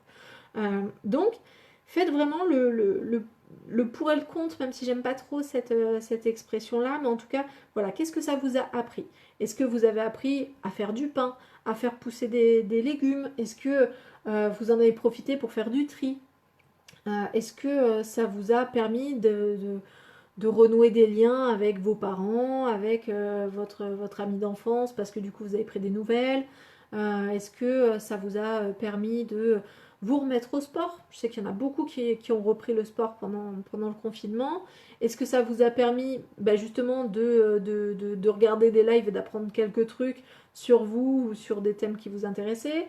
Est-ce que ça vous a permis de regarder toute la saison 8 de Game of Thrones que vous aviez jamais eu le temps de voir? Voilà. Faites vraiment le bilan, même si tout n'a pas la même valeur dans ce bilan. Il y a peut-être des choses qui vous semblent plus valorisantes que d'autres. Mine de rien, même si, encore une fois, même si ça vous a juste permis de regarder une série, ça faisait longtemps que vous vouliez la voir, vous n'aviez jamais le temps, ça reste du positif, même si votre côté jugement pourrait dire oui, mais bon, c'est pas trop important, tout ça. Non, ça vous a permis de le voir, ça vous a permis de le faire, c'était important pour vous, ou c'était agréable, et bien c'est ok. Donc vraiment faites le bilan de qu'est-ce que j'ai perdu, qu'est-ce que j'ai gagné, et je sais qu'il y en a aussi qui du coup ont gagné du temps aussi. Il y en a qui ont perdu du temps, puis il y en a d'autres qui ont gagné du temps, il y a même qui ont gagné et perdu du temps en même temps, parce qu'on ne parle pas forcément des mêmes choses, mais il y en a pour qui finalement le confinement c'était bien pratique parce que ça a reporté un peu les examens, et du coup ça leur a donné du temps. Donc finalement c'est positif dans ce sens-là. Donc faites vraiment le truc. Qu'est-ce que j'ai perdu? Qu'est-ce que j'ai gagné? Et puis, qu'est-ce qui finalement n'a pas bougé? J'avais peut-être peur que ça bouge, mais finalement ça n'a pas bougé. Finalement je suis dans la même situation. Mes amis sont toujours là. Mon copain c'est resté. Je sais pas, des réflexions un petit peu comme ça en fait. Voilà, j'ai gardé mon appart étudiant. J'en sais rien, vraiment. Au niveau financier, je suis dans la même situation. J'ai pas perdu ni gagné. Je suis bien. Voilà. Donc, qu'est-ce qui est resté, ça va vous permettre vraiment de voir aussi les repères, en fait. Les repères qui sont encore là. Même si c'est des petits repères, même si c'est j'aime toujours autant la glace au chocolat, pourquoi pas, ce serait étonnant de mettre ça dans un bilan, mais on n'a pas de jugement, et si c'est important pour vous, c'est important que ça soit dans le bilan, et bien en fait, ça va vous permettre d'avoir des repères, en fait. De ne pas être dans totalement l'inconnu, mais de valider qu'il y a des choses, en fait, qui sont toujours là. Et même dans une rupture ou dans un changement totalement de vie, c'est tellement important de se dire, ok, qu'est-ce qui est pareil, qu'est-ce qui n'a pas changé, en fait. Et il y a plein de choses qui ne changent pas. Même si le contexte change, il y a plein de choses qui ne changent pas. Donc, ah oui, la Zumba, j'ai vu votre prof de Zumba, elle a l'air hyper active aussi, donc c'est cool, elle a l'air vraiment chouette. Et votre prof de yoga aussi. Enfin, franchement, le Crous d'Aix, là, vous êtes au top au niveau de vos deux profs de sport, là, je trouve ça nickel. Ok, donc, accepter son état actuel. Je suis comme ça, tant pis. Voilà, tant pis, tant mieux, mais en tout cas, c'est comme ça. 2, faire le bilan. Qu'est-ce que j'ai perdu? Qu'est-ce que j'ai appris ou qu'est-ce que j'ai gagné? Et puis, qu'est-ce qui est toujours là, qui n'a pas changé? Et voilà. Et ça peut être des problèmes aussi. J'avais un problème avant, il est toujours là, mais quelque part, même si c'est un problème, ça peut être rassurant pour votre cerveau. Vous voyez, donc ça vaut le coup quand même de le dire, ok, qu'est-ce qui n'a pas changé? Puis ça permet de voir d'où on part aussi. 3e étape, je vais vous proposer de vous fixer des objectifs par rapport à cette phase de déconfinement ou un objectif à plus long terme si vous voulez, mais c'est quand même bien de se mettre des objectifs du quotidien, vous voyez, des nouvelles routines ou des choses comme ça. Donc le but c'est vraiment, alors je ne sais pas si je vous en avais déjà parlé dans les lives, donc dites-moi si je radote, ce qui peut arriver vu mon très grand âge. Donc le but c'est de se fixer des objectifs qui soient smart. Vous voyez, je ne sais pas si je vous ai déjà parlé des objectifs smart. Donc les objectifs SMART, ça vient du coaching et notamment très influencé par la PNL, donc la programmation neurolinguistique. Voilà, je vous mets le contexte. En tout cas, c'est un acronyme qui veut dire que votre objectif, il doit être spécifique, c'est-à-dire qu'il doit être précis, concret, C'est-à-dire, par exemple, si vous avez un objectif de vous mettre au sport, c'est pas concret. Par contre, faire du jogging, c'est concret. Vous voyez?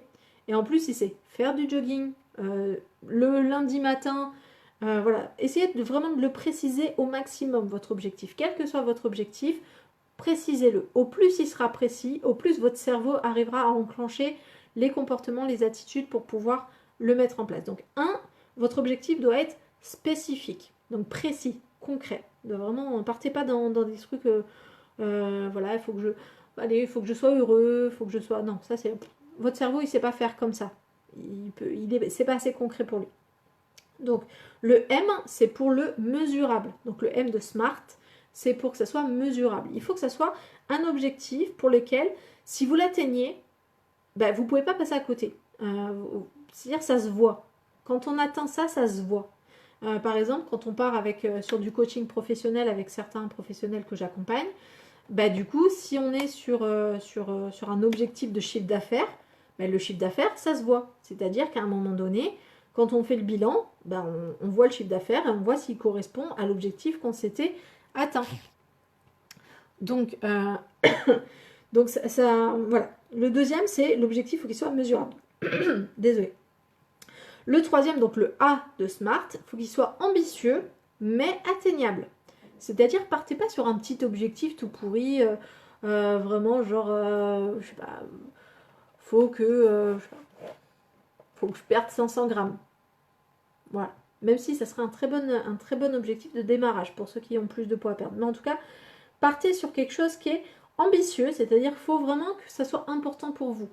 Faut que ça vienne vous connecter à des choses de l'ordre de vos valeurs ou des choses qui sont finalement importantes à la fin. Par exemple, pour cette personne pour laquelle on avait un chiffre d'affaires à atteindre et c'était son objectif mesurable, bah, du coup, atteindre ce chiffre d'affaires-là, c'était pas important. Mais par contre, ce qu'elle allait pouvoir faire ou ce que ça voulait dire pour elle d'atteindre ce chiffre-là, bah, ça, c'était important. Ça voulait dire qu'elle était capable, ça voulait dire qu'elle avait la valeur, ça voulait dire que ce qu'elle proposait était bien, ça voulait dire... Voilà, voilà. Donc, c'était ça qui était important pour cette personne-là. Pour une autre, ça serait peut-être, ben, avec cet argent-là, je vais faire ci ou ça.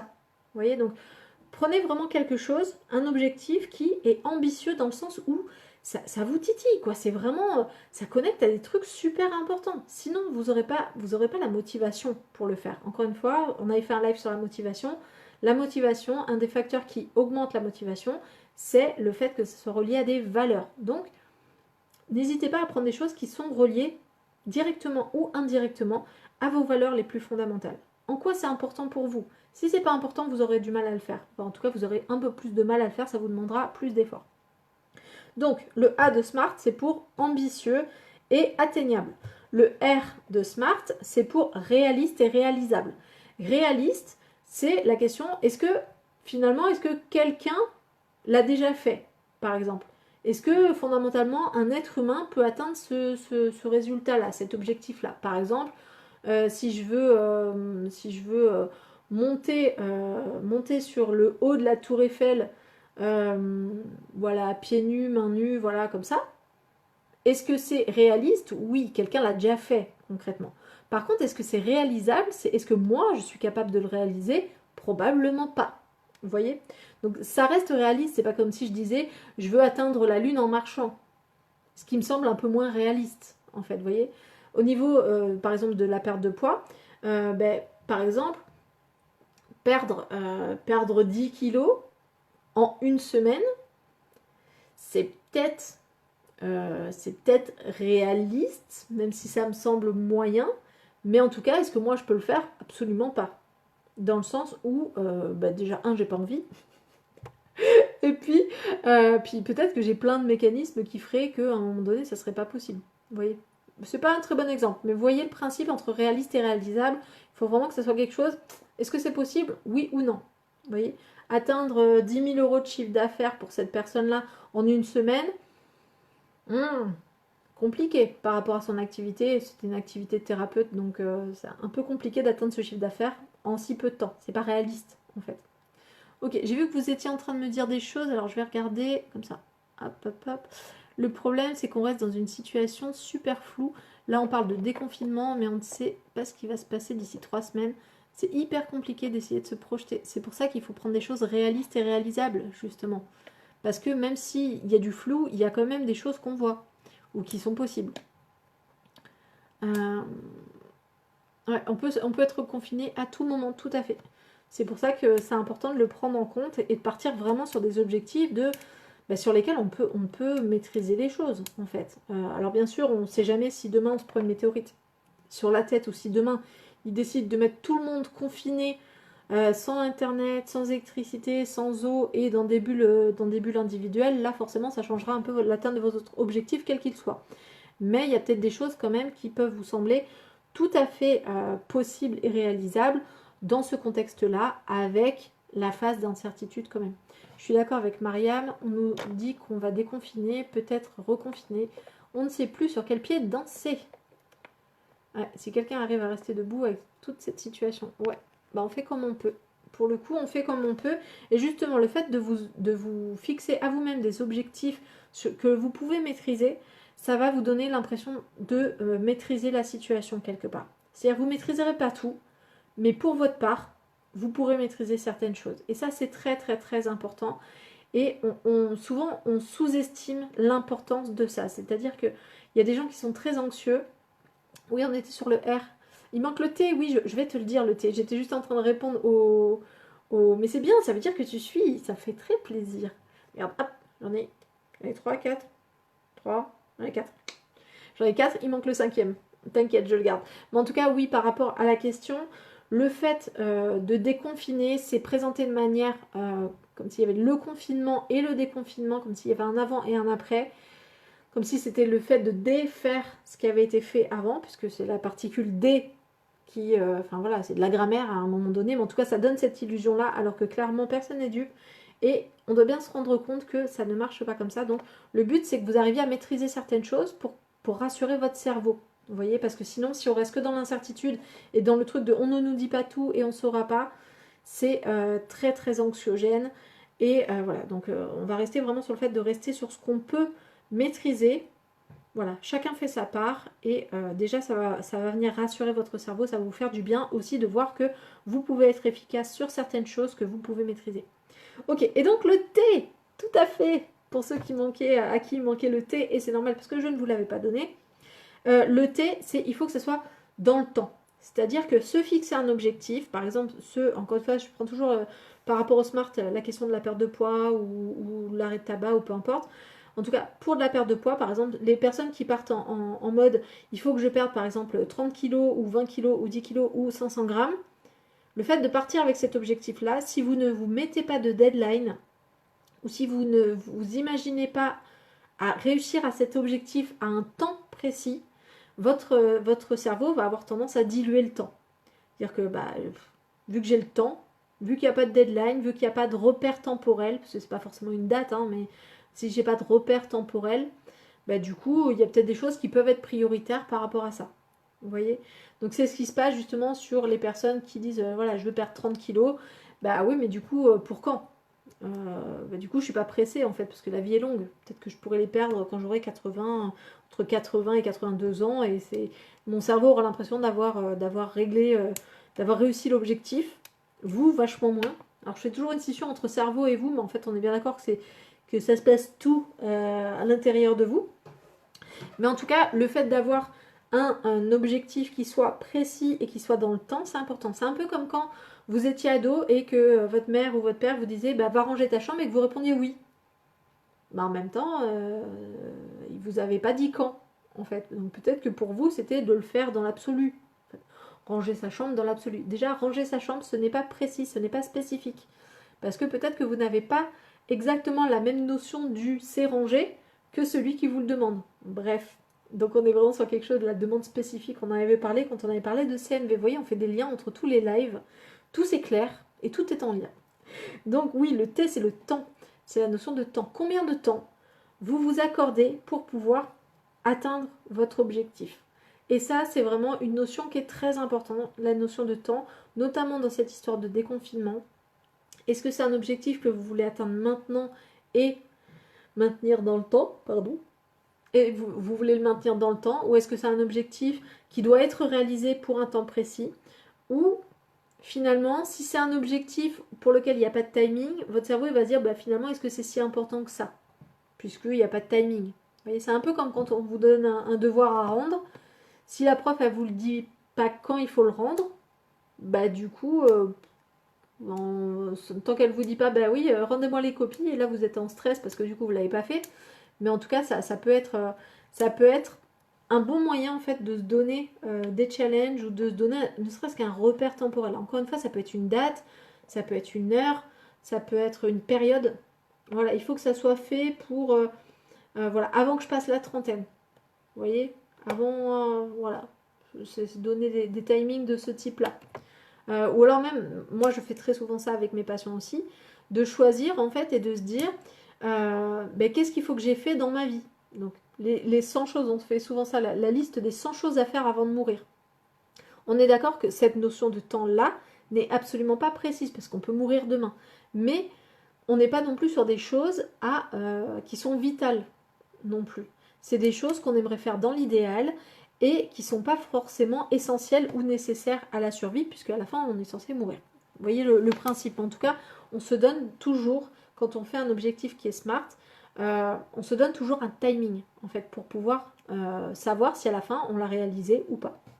Donc, je vous propose vraiment, pendant cette période-là, donc une fois que vous avez accepté votre état actuel, que vous vous êtes dit, ok, tranquille, je suis dans l'état dans lequel je suis aujourd'hui, c'est normal par rapport à mon cerveau, ce qu'il doit gérer, les nouvelles informations, tout va bien.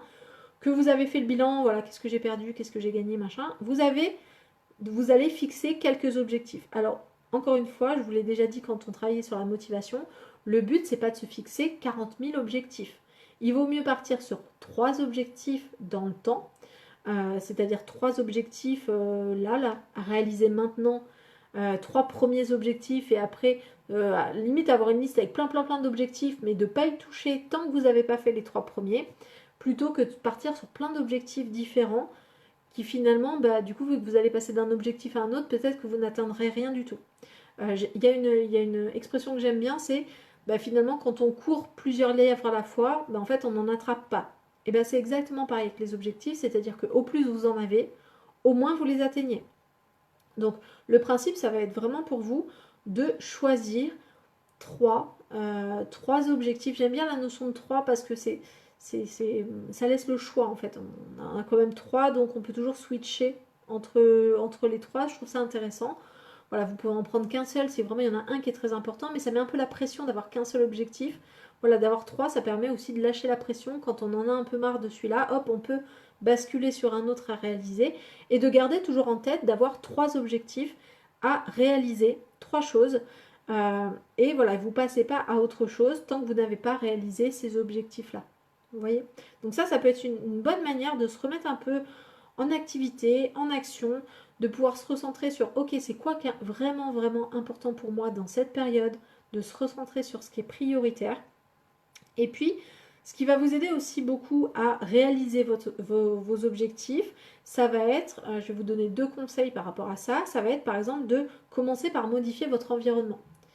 C'est la bonne période, de la même manière qu'on a dit au début du confinement, bah, c'est l'idéal pour pouvoir ranger, faire le tri, tout ça, et bien de nouveau, c'est de nouveau la période idéale pour faire ça. Parce que pendant le confinement, vous avez probablement accumulé des choses, mis de côté du linge à trier parce que vous disiez que vous auriez le temps avec le confinement, puis finalement vous ne l'avez pas fait, de la vaisselle, voilà. Donc ça vaut le coup. De nouveau, c'est de nouveau la période idéale pour pouvoir se refaire un petit coup d'environnement, de pouvoir re-ranger ses affaires, relaver ses chaussures si vous devez, voilà, si vous envisagez de sortir et que c'est compliqué pour vous. Mais le fait de laver vos chaussures, déjà, ça travaille quelque chose au niveau du cerveau. C'est un peu comme quand on prépare la laisse du chien. Oui.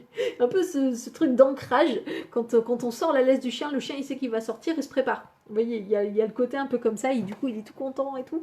Et bien si vous commencez par laver vos chaussures, trier vos chaussures, remettre vos chaussures près de l'entrée, alors qu'avant vous sortiez peu, donc peu importe, les réparer, les cirer, enfin je sais pas quel type de chaussures vous avez, peut-être pas les cirer, vous êtes peut-être pas de la génération où on cire les chaussures, moi j'y étais déjà plus, donc peut-être pas, mais en tout cas, commencez par modifier votre environnement. Ça peut être trier vos placards. Si vous avez l'objectif justement de perdre un petit peu de poids ou des choses comme ça, ou de reprendre des bonnes habitudes alimentaires, commencez par ranger vos placards. Qu'est-ce qu'il y a dans vos placards qui n'a rien à y faire pour quelqu'un qui veut se reprendre en main?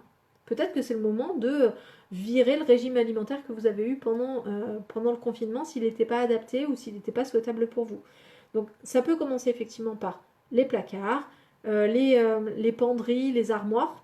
Voilà, parce que mine de rien, on a changé de saison quand même. Donc ça vaut... ouais, Pavlov, tout à fait, tout à fait, tout à fait. Alors, je vois que tu... Alors, je finis sur mon histoire d'armoire, mais en tout cas, on a changé de saison, et du coup, ça vaut le coup de faire un petit brainstorming de, ok, par rapport à la saison, qu'est-ce que je garde, qu'est-ce que je range, parce que mine de rien, les vêtements d'hiver, ça vaut le coup de les ranger, ça va aider aussi votre cerveau à intégrer l'information que l'hiver, c'est fini, et que maintenant, on est dans une période qui est un peu plus chaude, de pouvoir commencer Alors, les maillots de bain, je sais pas, vous verrez, hein, à vous de voir si vous les sortez ou pas, hein, ça dépend de votre contexte de vie. Mais en tout cas, ça vaut le coup de travailler sur les objets qui vous entourent pour pouvoir aider votre cerveau à intégrer les nouvelles informations. Donc, par rapport à ça, donc je vous disais, voilà, nettoyer les chaussures, trier les vêtements, vider les placards, refaire le tri, voir vraiment s'il y a des choses que vous aviez gardées pour le confinement qui finalement vous ont pas servi, ça vaut peut-être le coup de vous en débarrasser ou de prévoir de vous en débarrasser. Voilà, j'ai vu qu'il y avait des commentaires, alors hop hop hop. Pour l'après-parenthèse, et oui, je fais beaucoup de parenthèses, j'aime bien. Donc, smart, spécifique, précis, non vague, oui. Mesurable, quand on atteint l'objectif, c'est visible. Ambitieux, mais atteignable.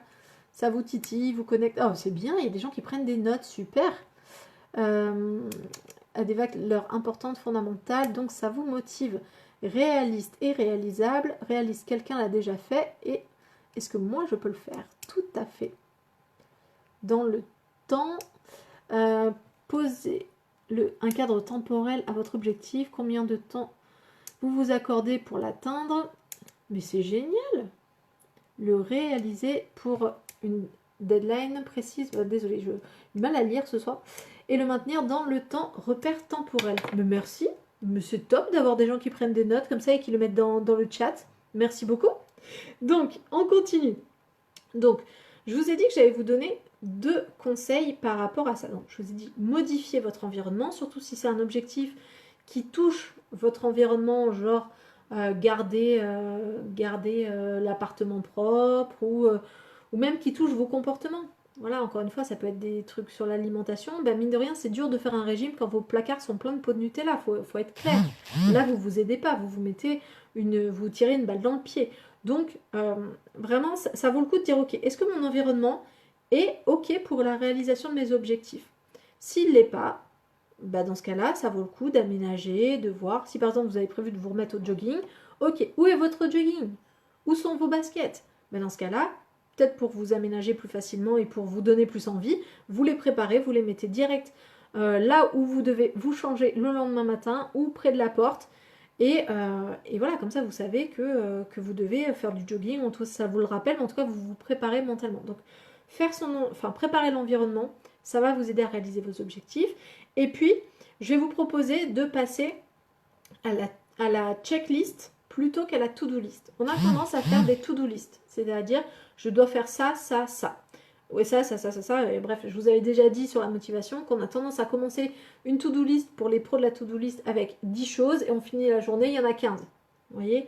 Donc on en a rayé quelques-unes, mais en fait on en a tellement rajouté que finalement on s'en sort jamais et on n'a jamais l'impression d'avoir réalisé les choses. Donc déjà, vous avez bien compris qu'avec ma notion de 3 objectifs, déjà votre to-do list, elle a plus vraiment de sens parce que du coup on s'en souvient, on n'a pas besoin de le noter.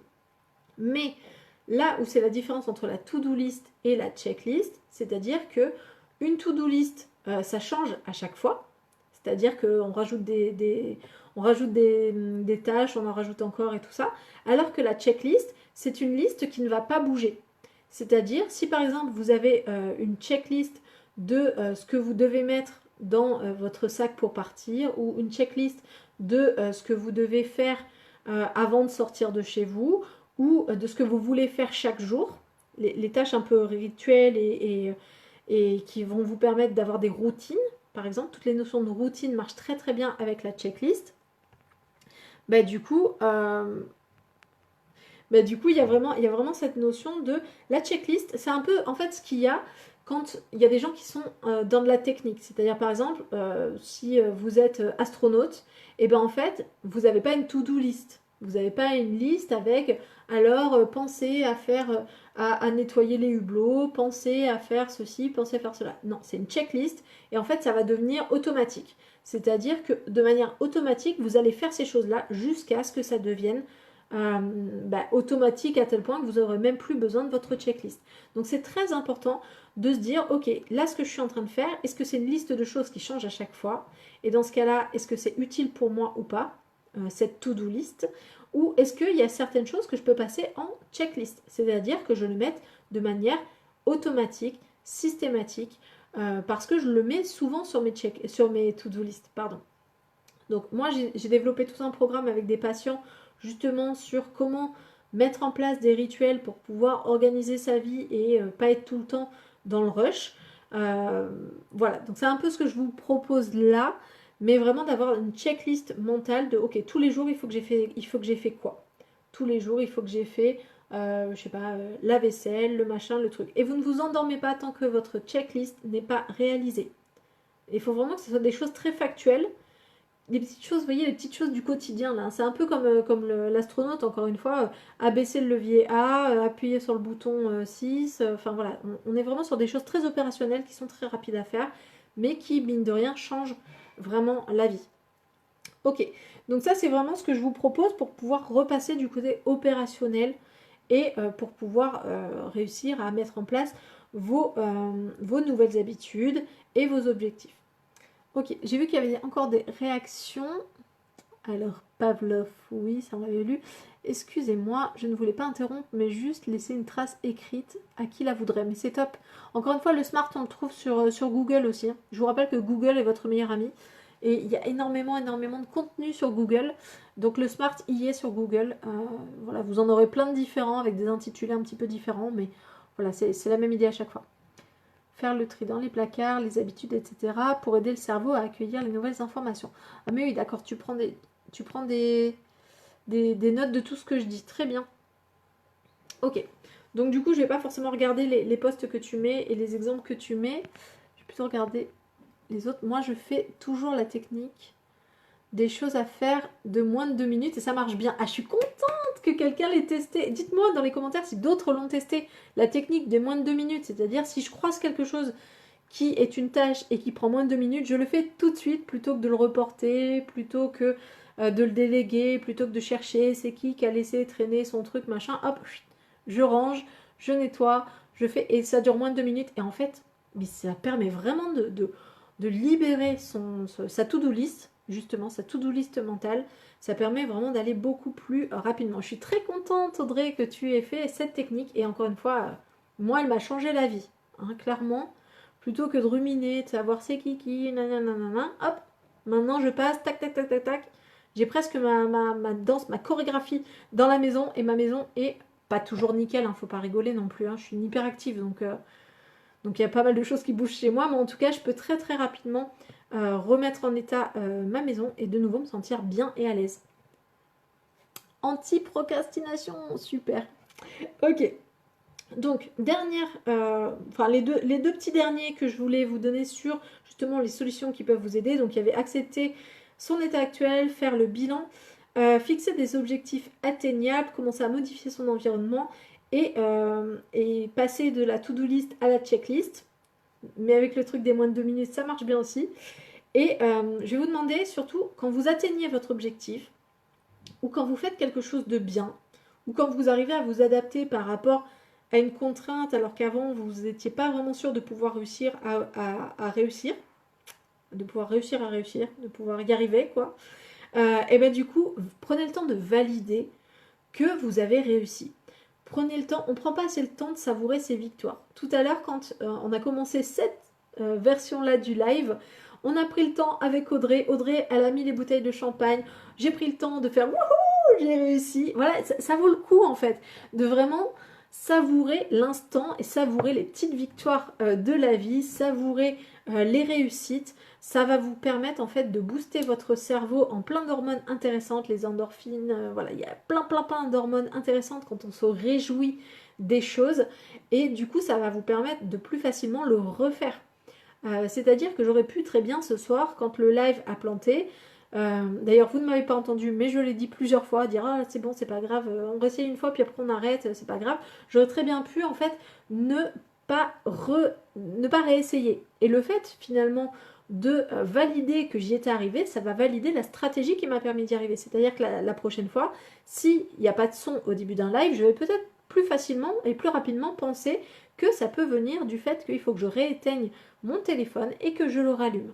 Ça permet de valider la stratégie en fait. Donc c'est hyper important quand vous réussissez à faire quelque chose, quand vous dépassez une difficulté, quand vous vous surpassez, de pouvoir valider avec un petit yes. Alors ça c'est Tony Robbins qui est vraiment en mode yes, yes je peux, yes je l'ai fait. Donc vraiment prenez le temps de valider les choses.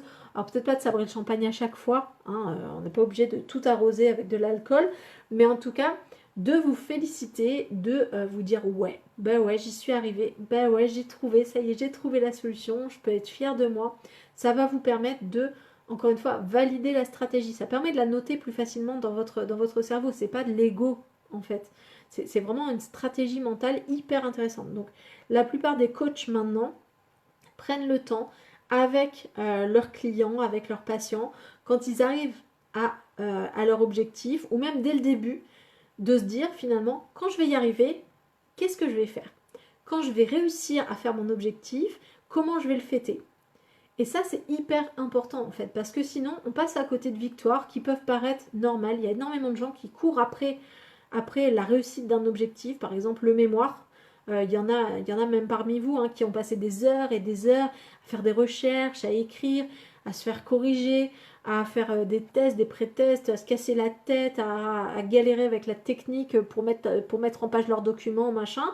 Ils envoient le document à leur prof, ils font leur soutenance, et à la fin, ils ne le fêtent pas. Et c'est pas dans le fait de ne pas le fêter, mais c'est de ne pas valider tout le travail qui a été fait. Tout le travail qui a été fait et le fait que ça a été payant. C'est-à-dire que la prochaine fois, si ils doivent refaire un mémoire, ben en fait, ils auront moins validé, ils auront quand même validé qu'ils ont validé, mais ça sera moins ancré dans leur tête comme étant quelque chose qui, à la fin, génère du plaisir, génère du bien-être, génère de la satisfaction, et c'est hyper important. Donc, prenez le temps, il n'y a pas de petites victoires, il n'y a que des victoires. Donc, c'est-à-dire que vous devriez même, par rapport au fait d'être resté jusqu'à la fin de ce live, se dire, ouais, quand même, quoi, je suis restée, j'ai écouté, j'ai appris, je m'investis pour moi, je suis vraiment fière de moi. Fière de moi de pouvoir me faire du bien, de pouvoir même répondre dans les commentaires. Voilà, il n'y a pas de petite fierté, c'est important. Votre cerveau en a besoin. Je sais qu'on est dans une société où on est très négatif, on regarde toujours ce qui ne va pas, ce qui peut être amélioré, les reproches, les machins, les trucs. Prenez le contre-pied. Maintenant, vous savez que votre cerveau en a besoin. Votre cerveau a besoin de valider. Et une des façons de valider, ce sont les émotions positives. En tout cas, positives. Il n'y a pas d'émotions positives ou négatives, mais en tout cas, les émotions du type joie. Voilà. Toutes les déclinaisons de joie permettent de valider le fonctionnement que vous avez mis en place et donc de faciliter le fait de retourner vers ce fonctionnement-là la prochaine fois. C'est-à-dire que si vous avez...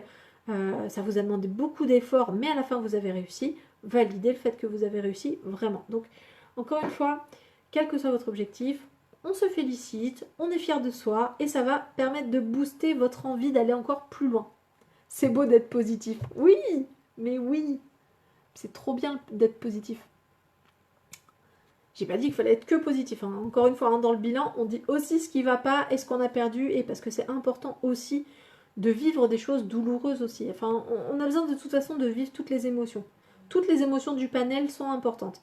C'est juste de savoir à quel moment et comment on appréhende ça, lesquelles on fait passer en priorité, à quoi elles servent. Voilà. Donc, moi, je suis pro émotion. Vivez des émotions. Votre cerveau en a besoin, votre corps en a besoin, votre vie On a besoin, imaginez une vie sans émotion, ça serait quand même...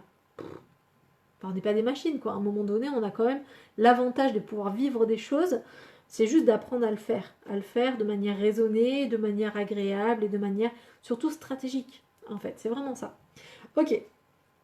Je vais finir ce propos, j'avais pris deux, trois autres trucs, mais on s'en fiche, c'est pas le plus important. Je vais finir ce propos vraiment avec le fait que dans cette période de déconfinement, je vous invite à être bienveillant, à être vraiment dans la bienveillance par rapport à vous-même, par rapport aux autres, à vraiment chercher vraiment à faire du bien autour de vous, à vous intéresser, est-ce que tout le monde va bien.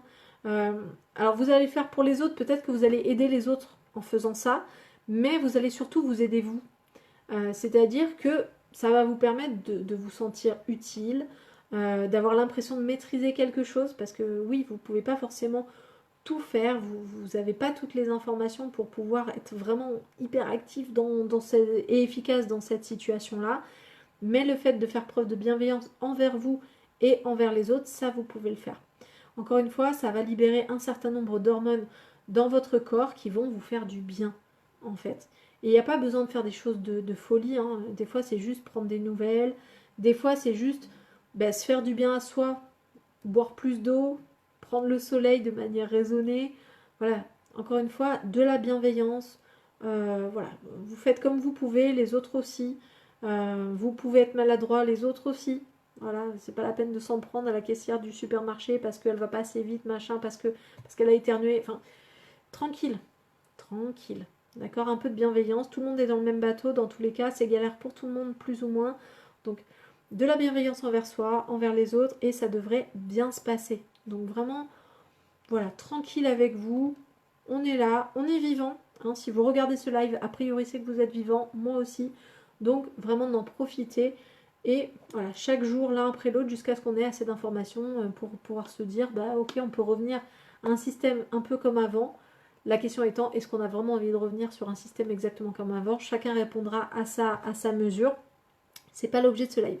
Voilà, j'espère que ça vous aura intéressé. Encore une fois, je vous remercie de votre ténacité parce que les problèmes du début du live, je suis encore désolée, c'était mon téléphone. Donc voilà, j'espère que ça vous a plu. Moi, j'étais ravie de faire ce live avec vous. Et demain, on fera un live sur... Je regarde toujours mes post-it. Sur l'identité. Donc on sera vraiment sur qui suis-je? Enfin pas moi, hein, chacun de vous. Qui vous êtes, comment vous vous définissez. Et on fera ça avec des tests un peu ludiques en fait. Vous verrez que je vous ferai faire un exercice que je fais faire à mes patients justement qui sont inquiets d'identité, qui ont du mal à se définir, qui ont du mal à savoir qui ils sont. Et c'est un test qui est très drôle, donc je compte sur vous pour pouvoir faire ce test avec vous demain et pouvoir répondre de manière hyper active sur le chat en même temps que je vous poserai les questions. Merci pour ce live super intéressant, mais merci à vous d'être là, ça fait tellement plaisir. Bon allez, je vous laisse, je vous souhaite une très bonne soirée. Désolée encore une fois pour le début du live et pour le fait d'avoir un peu débordé sur le temps. Et si c'est une question pour toi l'identité, surtout avec encore une fois ton prénom que je n'arrive pas à lire, je crois que c'est Soumaya, c'est ça. En tout cas, voilà, je vous dis à demain et bonne soirée à tous. Prenez soin de vous. Ciao ciao.